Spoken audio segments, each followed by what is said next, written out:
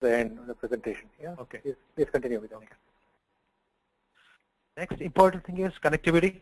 Whenever we design mobile internet devices or tablets, we look at again what is required. So we always fit the bill versus push what we want to do.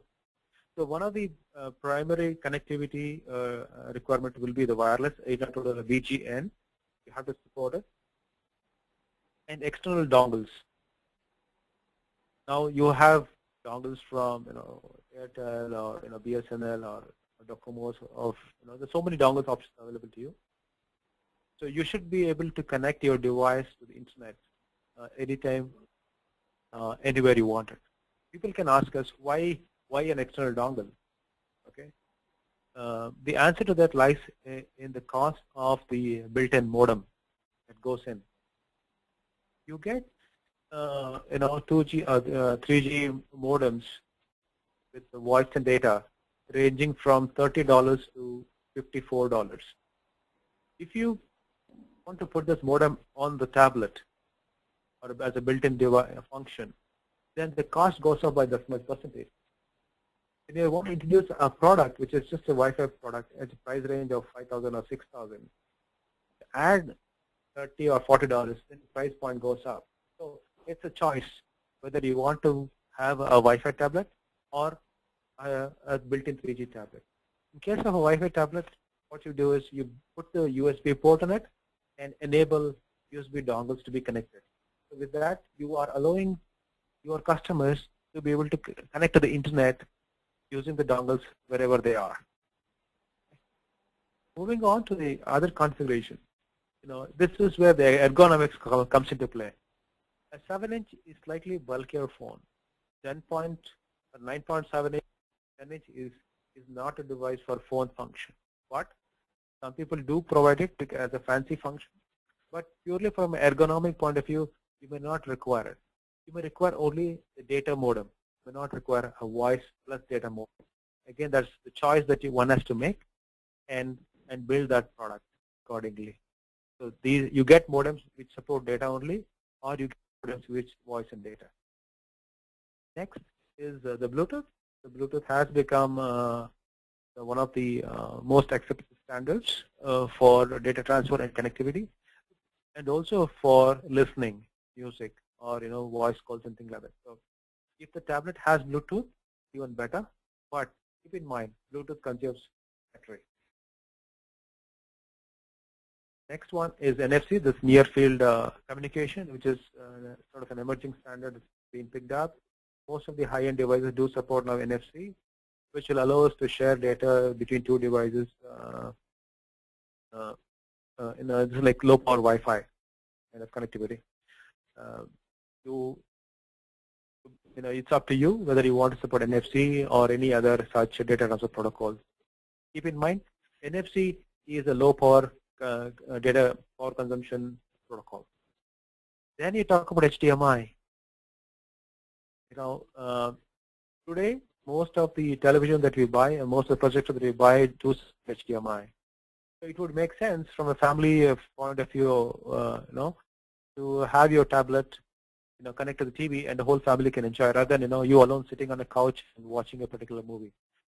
HDMI gives you that power of sharing the content with everyone at home or in office or in a campus, in a school or in a classroom. The next one is Wi-Fi Direct, where you can establish peer-to-peer communication between two devices. Now these are different connectivity options one has to think and choose based on the price point. During my presentation, you might hear this price point 100 times, but believe me, that is the decision making factor in terms of what we bundle at what price point. Now you cannot expect a Mercedes-Benz performance in a Maruti 800 car. You have to bundle what is right for that segment. If you over stuff it, then you lose out on the your price barriers and also on the overall performance of the device.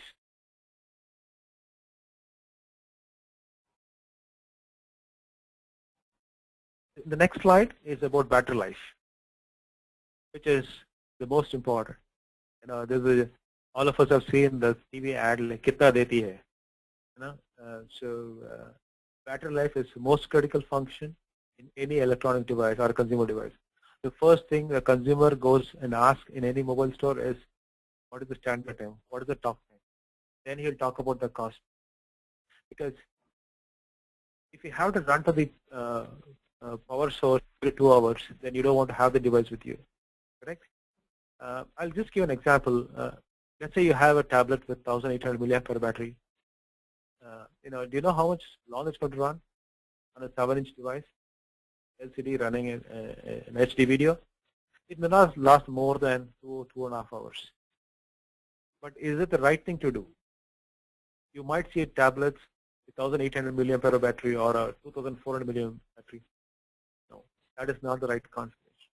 For a 7-inch device, the right battery is anywhere between 3800 to 4200 milliampere hour battery, where you can, on a normal load, you can get it up 5 hours on a constant, continuous use. And you got to choose the right chipset. If it is not power optimized, then it is difficult to get that kind of battery life. Now, you do get batteries ranging from $3 to $12 or $15. You choose the right battery for the right configuration. And the next one is, today we're talking about technology of contactless charging. So we have to enable devices for contactless charging. That's going to hit the market in at least a year down the line. In some places, you get these sleeves, adaptive sleeves for your phone, but soon you will see them in tablets. And in fact, last week I read that a hybrid car is going to come with contactless charging. So you got to look at how best you can utilize the battery and also how efficiently you can recharge your batteries with minimum cost.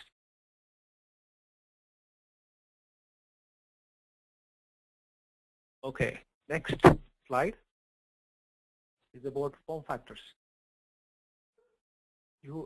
When the tablets were started, it started from photo frames size, and suddenly we got 100 different configurations like 5-inch, 7-inch, 8-inch, 9.7-inch, 10-inch.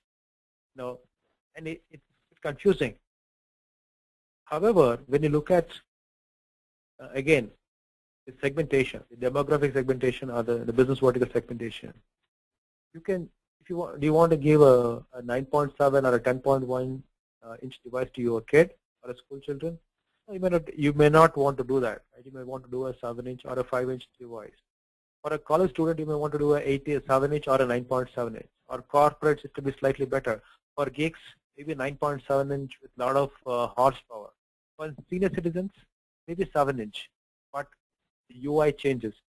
See, whenever you choose a form factor for the right audience, and also make sure that you build in the right kind of user experience in that. Don't make it like a PC where you have to do right click, double click, triple click, open X, blah blah blah, and all that. You just have to be 1 click or a 2 click. That's it. You should get what they want. So use the right form factor and the right interface for the right kind of audience. At EAFT, we do have different form factors because we do cater for different segments. Like school 7-inch we have, 8-inch we have, 9.7-inch we have, and the first product we launched was a 10-inch device. So depending on the market that we play in, we bring in different configurations. When you want to build tablets, you choose your market and build those form factors.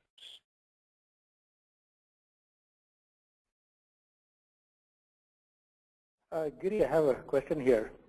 Yeah. I think what we hear often is that, in the media, the ad, and normal consumer, just talking about the tablet size, 7-inch, 8-inch, or 9-inch or 10-inch. But I don't think anybody probably looks at, the user experience and the form factor, because we just assume that, 7-inch is good enough. I just go and buy a 7-inch tablet without looking at whether it gives me the best user experience first for that matter. So what you said was very, very informative that, the consumer needs to look at the user experience of the applications built into the tablet, not just only the form factor before choosing a the tablet for the audience, the right audience. Right. Yeah, yeah, that's correct. I'll just repeat that. If you want to go and give a 10.1-inch device, the average weight of a 10.1-inch device will be close to 700 grams. Now, do you want to hand it over to our senior citizens whose hands are shaking? No, we don't want to do that, right? So probably we want to give them a 7-inch, or 8-inch, which weighs about 300 grams, which is comfortable to hold in a hand. Again, if you want to give high-end device to the kids, you don't want to do that because they don't handle it properly and it may fall off. And these are largely LCD displays; it may fall and break. So when you design a device for a particular segment, make sure that you add on additional features to the device, and also bring in some kind of accessories that will make them easy to use, and easily, and they can actually feel that experience. When somebody said that, what is your product? The product is nothing but the experience. No matter what technology is being stuffed into that box, unless the experience is good, the product will not sell. Okay? So we have to make sure that when somebody holds a particular device in their hand and uses it, there is an experience for them. Better be good experience. Otherwise, they will drop the product back onto the table. Okay. So use the right form factor, because when you go from 5-inch to 10-inch, the weight is one of the biggest factors. The display, obviously LCD is heavier, the battery packs are heavier, the outer casing will become heavier, and things like that. So you have to think of all these aspects when you have to choose the right form factor. The next slide is simple, just to give you a cost range. You can bring in tablets less than 5,000 rupees. When I say 5,000 rupees, that is the selling price, not the the production cost. Mid segment is 5,000 to 7,000. A corporate segment, you can look at tablets from 12 to 15,000. For the gigs, you have a lot of power on it, 15 to 20,000. Again, entertainment between 8 to 10K, and automation segment, which is home automation, primarily for smart homes and smart grids,